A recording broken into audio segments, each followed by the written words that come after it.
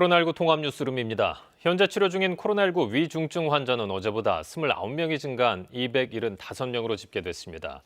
위중증 환자의 급증으로 중환자 병상 부족 문제도 점점 심각해지고 있습니다. 정부는 상급 종합병원과 국립대학병원 등을 대상으로 병상 확보를 위한 행정명령을 내렸습니다. 김민경 기자가 보도합니다. 중환자 전담 치료 병상 확보 명령 내용이 담긴 공문이 각 지자체와 병원 등에 처음 발송됐습니다. 정부는 공문에서 최근 전국적으로 확진자 증가로 중환자 병상 확보가 중요해졌다며 상급 종합병원과 국립대학병원을 중심으로 중환자 전담 치료 병상을 신속히 확보하겠다고 밝혔습니다. 상급 종합병원은 의료기관 허가 병상수의 최소 1%, 국립대병원은 1% 이상을 각각 확보해 코로나19 중환자 치료 전담 병상으로 내놓을 것을 명령했습니다. 코로나19 유행 이후 국내에서 민간 상급 종합병원에까지 병상 동원을 명령한 건 이번이 처음입니다. 어제 기준으로 즉시 사용 가능한 중환자 병상은 전국적으로 48개입니다. 이 가운데 확진자가 집중된 수도권은 13개가 남아 있습니다. 어제는 4개였는데 민간 병원 등의 협조로 인해 다소 늘었지만 여전히 부족한 상태입니다. 오늘 0시 기준으로 전국 위중증 환자 수는 어제보다 29명 늘어난 275명으로 집계됐습니다. 국내 코로나19 발생 이후 가장 많은 숫자입니다. 정부는 우선 다음 달 2일까지 수도권 중환자 병상 287개 이상을 추가 확보하기로 했습니다. 앞서 코로나19 거점 전담병원으로 지정한 평택 박예병원과 건강보험공단 일산병원 등 5개 의료기관에서 중환자 병상 169개를 확보할 방침입니다. 이와 함께 정부는 공중보건의 등 공공의료인력 280명과 대한의사협회가 모집한 의사 1000여 명, 대한간호협회 등에서 모집한 간호인력 2,400여 명을 파견해 병상을 운영한다는 계획입니다. KBS 뉴스 김민경입니다. 한편 국내 코로나19 신규 확진자는 1,053명으로 나흘째 1,000명대를 기록했습니다. 요양시설이나 교회에서 집단 감염이 잇따르면서 확산세가 좀처럼 꺾이지 않고 있는데요. 재난방송센터 연결해서 자세한 상황 알아보겠습니다. 이정훈 기자, 신규 확진자 현황부터 살펴보죠. 네, 신규 확진자는 1,053명으로 집계됐습니다. 나흘째 1,000명대입니다. 사망자는 14명 늘었고요. 위중증 환자도 하루 새 29명 늘어서 275명까지 증가했습니다. 날짜별 확진자 수를 검사 건수와 비교해 보면요. 3차 유행에 접어들면서 확진자 수와 선으로 표시된 검사 건수가 함께 늘어난 양상인데요. 최근 들어 검사 건수가 특히 급증한 것을 볼 수 있습니다. 이번 주부터 운영을 시작한 수도권 임시검사소에서 많은 검사가 이뤄졌기 때문입니다. 닷새 동안 12만 건 가까운 검사에서 286명의 숨은 확진자를 찾아냈는데요. 방역당국은 수도권 지역의 선제 검사로 확진자가 더 늘 수도 있다고 밝혔습니다. 문제는 최근 수도권 이외 지역에서도 많은 확진자가 발생하고 있다는 점입니다. 신규 확진자를 지역별로 보면 서울, 경기에 이어 충북 지역에서도 100명이 넘는 확진자가 나왔는데요. 요양시설과 교회 등에서 발생한 집단 감염 때문으로 분석됩니다. 그러니까요. 최근 들어서 요양시설이나 종교시설에서 집단 감염이 자주 발생하고 있어요. 네, 그렇습니다. 현재 진행 중인 주요 집단 감염 사례를 보면요. 오늘 정오 기준으로 서울 성북구의 교회 관련해서 확진자가 24명으로 늘었고요. 충남 당진의 경우 교회에서 시작된 감염이 기도원을 거쳐 다른 교회로 번지면서 지금까지 모두 139명이 확진됐습니다. 요양시설에서도 집단 감염이 잇따르고 있는데요. 부천 요양병원 관련 확진자는 134명으로 늘었고요. 충북 청주의 요양원에서도 61명이 확진 판정을 받았습니다. 방역당국이 최근 요양시설과 의료기관의 집단 감염 사례를 조사해 봤는데요. 종사자나 간병인을 통해 전파된 사례가 73%, 환자나 이용자를 통해 감염된 사례는 27%로 나타났습니다. 종사자 간의 모임을 통해 전파되거나 간병인과 신규 입소자에 대한 검사를 소홀히 해 전염된 사례들인데요. 방역당국은 고위험군이 많은 의료 요양시설에서는 생명을 지킨다는 책임의식을 갖고 감염 방지에 특히 신경 써달라고 부탁했습니다. 또 성탄절을 앞두고 종교시설에서의 집단 감염도 잇따르고 있습니다. 최근 안전신문고로 신고된 방역수칙 위반 사례를 보면 마스크를 쓰지 않고 찬양을 한 교회가 있었고요. 성경 공부나 식사 등을 통해 밀접 접촉한 사례도 있었습니다. 방역당국은 비대면 예배 등 종교시설 방역수칙을 철저히 지켜달라고 부탁했습니다. 지금까지 재난방송센터에서 KBS 뉴스 이정훈입니다. 정부는 이번 주말이 거리두기 단계 조정 여부를 판가름하는 중대 분기점이 될 것이라면서 방역에 힘을 모아달라고 거듭 요청했습니다. 김지성 기자가 보도합니다. 코로나19 확산세가 이어지면서 정부가 거리두기 단계 상향을 고심하고 있습니다. 성탄절 연휴, 새해 연휴를 앞두고 있는 만큼 특히 이번 주말이 중대한 분기점이 될 것이라고 했습니다. 이번 주말은 거리두기 단계 조정 여부를 판가름하는 중대한 분기점이 될 것입니다. 국민 모두가 참여 방역 실천에 힘을 모아주시기를 간곡히 당부드립니다.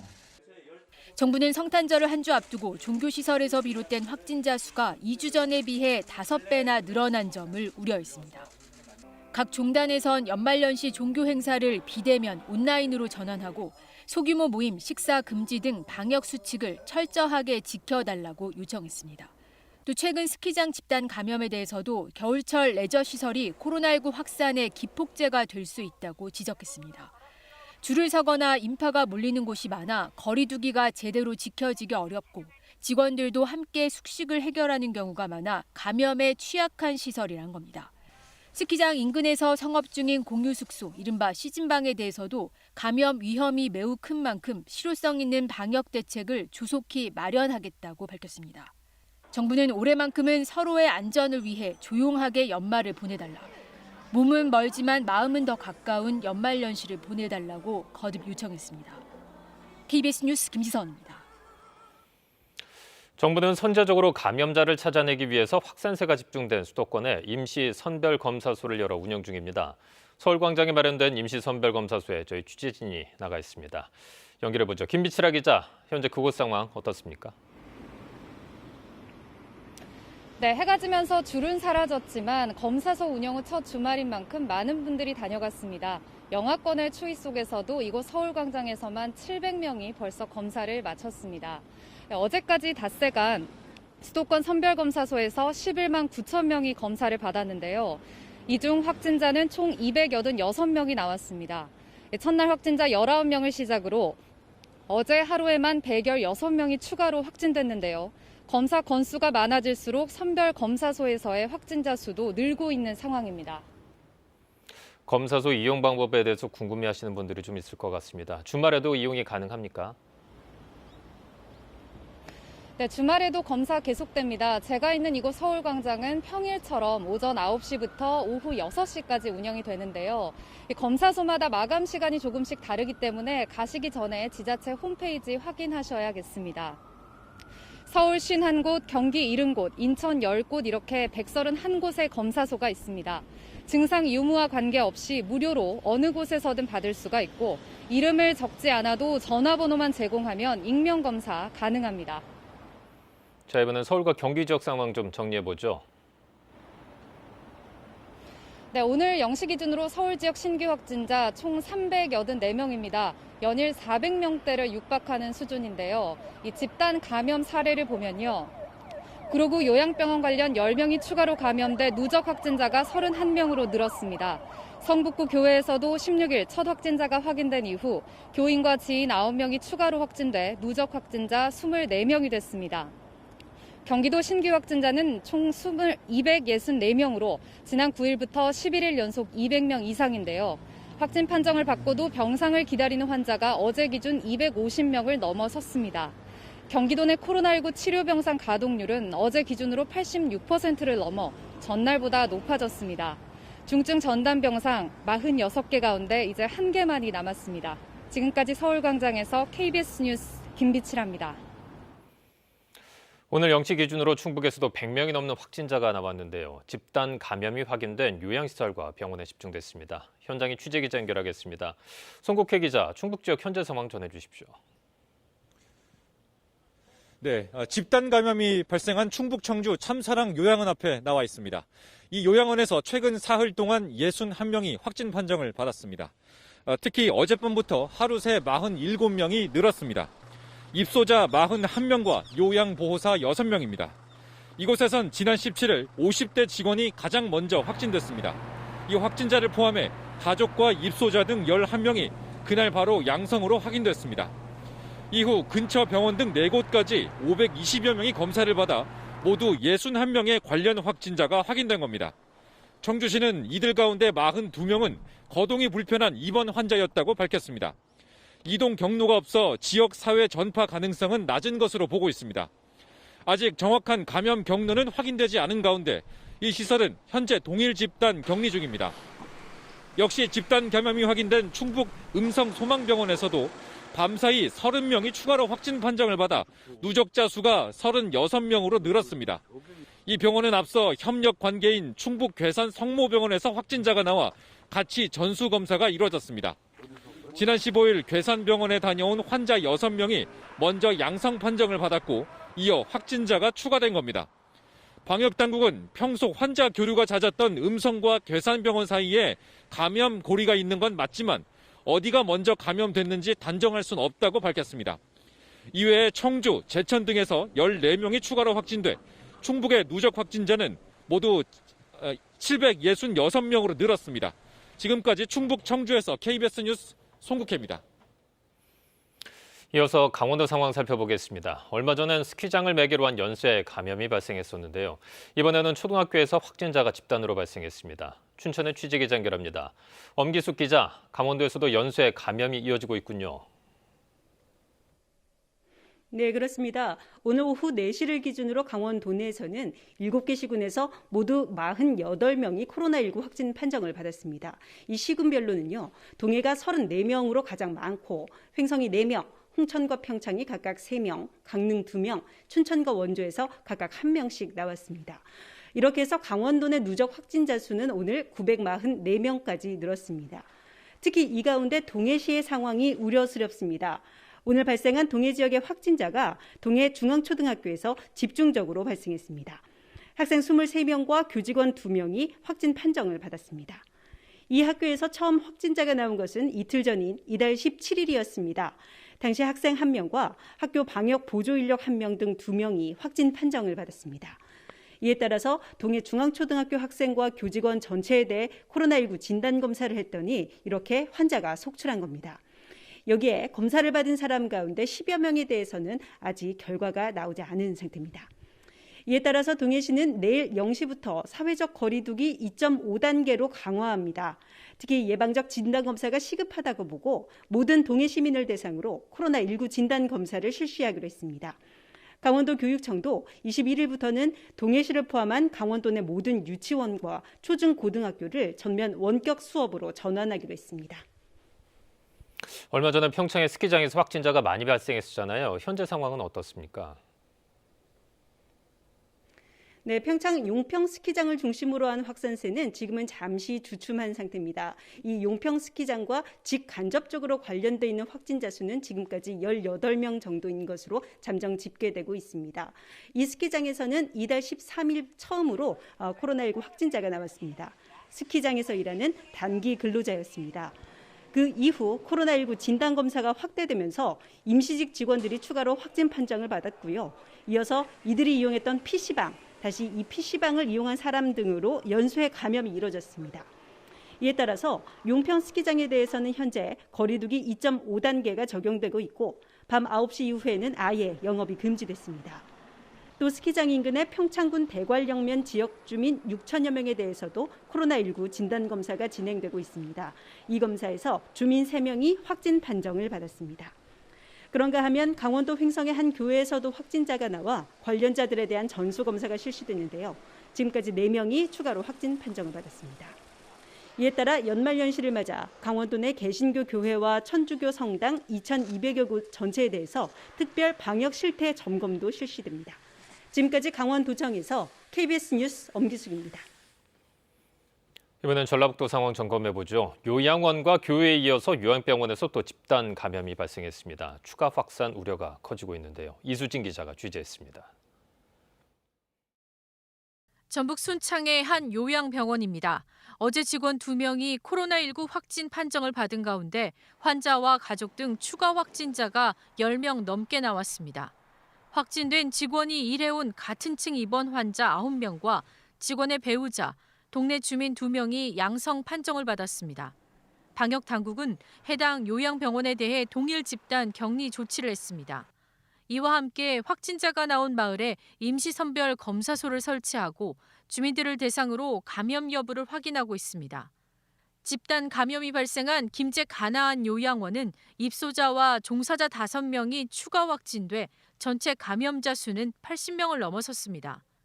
익산 남중동 열린문 교회 관련 확진자 수는 16명으로 늘었고 완주 현대차 공장 관련 확진자도 3명 더 나왔습니다.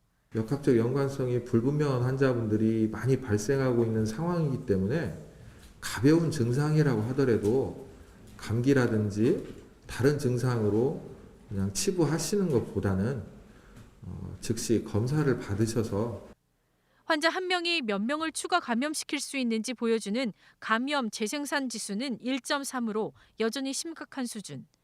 감염 경로가 파악되지 않은 산발적 감염도 잇따르고 있습니다. 전라북도 방역 당국은 확산세가 이어진다면 의료 인력 확보에 어려움이 커질 수 있다며 연말 모임을 자제하고 방역 수칙을 철저히 지켜줄 것을 요청했습니다. KBS 뉴스 이수진입니다.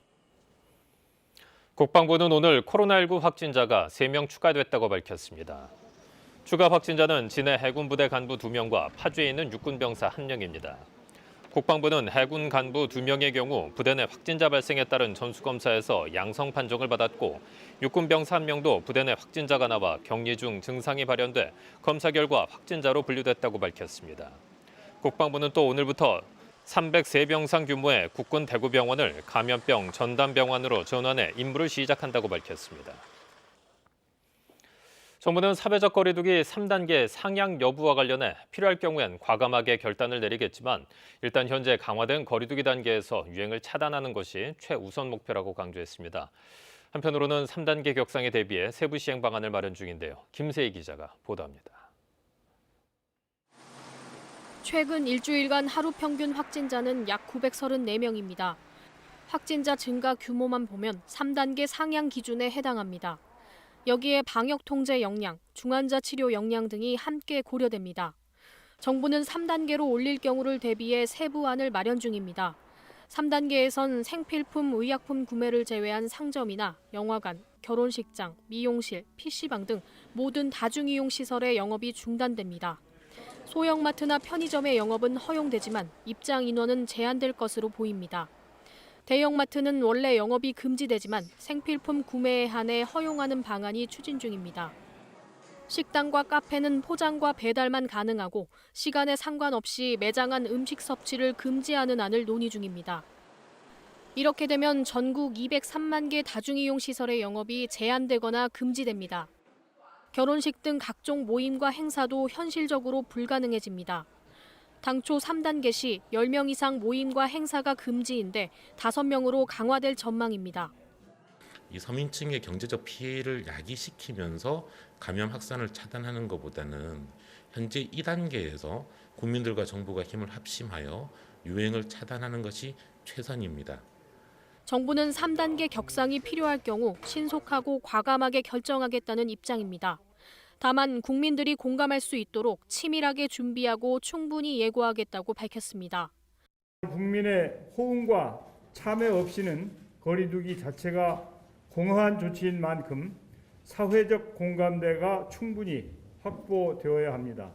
정부는 현재의 거리두기 단계를 제대로 이행하는 게 우선이라며 모든 행정력을 총동원해 실천력을 높이는 데 집중하겠다고 강조했습니다. KBS 뉴스 김세희입니다.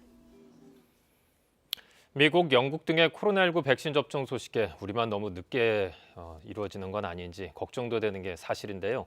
이에 대해서 정부가 공식적인 답변을 내놨습니다. 그 구체적인 내용 박광식 의학 전문 기자가 정리했습니다. 각국의 백신 확보 경쟁은 치열합니다. 이 와중에 백신 개발이 외국에서 진행 중인 점은 성구매 계약에서 불리하게 작용했습니다. 정부는 백신 효과와 안전성에 대한 최종 결과를 모르는 상황에서 협상은 신중할 수밖에 없다고 주장합니다. 다만 계약된 백신에 대해선 공급 시기를 최대한 앞당기겠다고 설명했습니다. 코로나19 종식을 위해선 집단 면역이 형성될 만큼 백신이 확보돼야 합니다. 이론적으로 전체 인구의 60%, 우리나라는 3천만 명 정도 접종하면 충분합니다. 현재 정부는 이보다 많은 4,400만 명분을 확보한 상태입니다. 따라서 백신은 부족하지 않다는 겁니다. 그런데 여러 나라들이 전체 인구의 2배가 넘는 백신을 선구매한 이유는 뭘까? 2배, 6배 이렇게 이야기하는 부분은 선구매하겠다라는 이야기입니다. 실제 그게 구매로 연결되는 물량이 아닙니다. 공급되는 백신의 양은 공개하지 않습니다. 실제 구매로 연결되는 여부는 다시 검증하는. 정부가 제약사별로 확인한 결과 공급 물량이 줄 가능성은 없는 것으로 파악했습니다. 일부 제약사의 경우 미국 외 지역에서도 백신을 생산하기 때문입니다. 특히 아스트라제네카 백신의 경우 초기 물량은 한국에서 위탁 생산된 제품이 공급될 예정입니다. 현재 백신 예방 효과만 보면 화이자 95%, 모더나 94%, 아스트라제네카 백신 62에서 90% 수준입니다. 앞선 두 백신의 효과가 뛰어난 탓에 아스트라제네카 백신이 떨어져 보이는 게 사실입니다. 하지만 세계보건기구는 백신 예방 효과가 50%만 넘어도 충분하다고 지적합니다. 실제로 우리가 해마다 맞는 독감 주사도 예방 효과가 70% 수준입니다. 단기적으로 백신의 효과가 관심을 받겠지만 장기적으론 안전성이 관건입니다. 이런 관점에서 우리나라가 선구매한 아스트라제네카 백신은 세계적인 의학저널 랜싯을 통해 안전성이 확인된 바 있습니다. 미국 정부의 백신 개발 책임자가 한 언론 인터뷰에서 아스트라제네카 백신은 내년 2월 긴급 사용 승인 예정이라고 밝힌 바 있습니다. 영국이나 유럽에선 이미 허가를 위한 사전 검토가 진행 중인 상황. 미국보다 빨리 승인될 수도 있습니다. 정부는 각 나라의 승인 여부를 참고하는 한편 우리 나름대로 효과와 안전성을 따져 백신 수급에 차질이 없도록 한다는 방침입니다. KBS 뉴스 박광식입니다. 마이크 펜스 미국 부통령과 낸시 펠로시 미국 하원 의장이 행정부와 의회 고위 인사로는 처음으로 백신을 맞았습니다. 당초 접종 후순위로 거론됐던 이들의 백신 접종은 안전에 대한 우려로 백신 접종을 망설이는 사람들을 안심시키려는 조치로 풀이되고 있습니다. 워싱턴에서 금철영 특파원이 보도합니다. 마이크 펜스 미 부통령이 연방 고위 인사로는 처음으로 백신을 맞았습니다. 부인 캐런 펜스 여사 그리고 제롬 애덤스 공중보건서비스 단장도 함께 백신을 접종했습니다. 일부 미국 방송은 접종 장면을 생중계하기도 했습니다. 연방정부와 의회 인사들은 가장 마지막에 백신을 맞는 안이 검토됐었지만 백신 안전에 대한 우려가 제기되면서 먼저 접종하는 것으로 결정됐습니다. 백신 보급이 시작됐음에도 여전히 미국에선 백신 접종을 망설이는 사람들의 비율이 30%대에 달하는 실정입니다. Karen and I were more than happy to step forward before this week was out to take the safe and effective coronavirus vaccine that we have secured and produced for the American people. 미 의회에선 낸시 펠로시 하원 의장이 백신을 접종했습니다. 펠로시 의장은 백신을 맞은 뒤 자신의 접종 모습을 트위터에 올리기도 했습니다. 바이든 미 대통령 당선인은 다음 주에 백신을 맞을 예정입니다. 트럼프 미 대통령은 아직 공개된 백신 접종 일정이 없습니다. 전국적인 백신 보급이 시작됐음에도 불구하고 확진자가 1,730만 명을 넘은 미국에선 코로나19 확산세가 계속되고 있습니다. 보건 전문가들은 내년 1, 2월까지는 미국 내 확산세가 이어질 것으로 보고 있습니다. 하지만 이후 확산세를 꺾기 위해선 백신 접종이 적극적으로 이루어져야 한다고 강조하고 있습니다. 워싱턴에서 KBS 뉴스 금철영입니다. 미국 식품의약국 FDA가 미국 제약사 모더나가 개발한 코로나19 백신의 긴급 사용을 승인했습니다. 앞서 화이자 바이오엔테크 백신에 이어 미국 FDA가 승인한 두 번째 코로나19 백신입니다. 이에 따라 미국 질병통제예방센터 예비접종자문위원회 사용 권고에 이어 CDC 국장이 최종 승인을 허가하면 모더나 백신은 일반인에게 접종이 가능합니다. 미국 보건당국은 화이자와 모더나 백신을 포함해 올해 안에 백신 4천만 회 접종분을 미국 전역에 배포할 계획입니다.